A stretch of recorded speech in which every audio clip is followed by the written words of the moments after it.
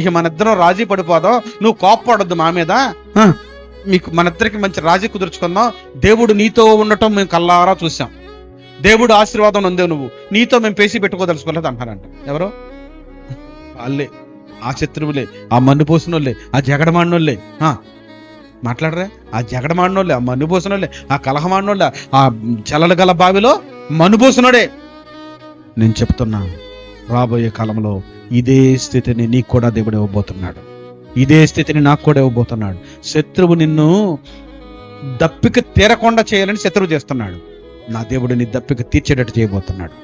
నీ దప్పికేంటి?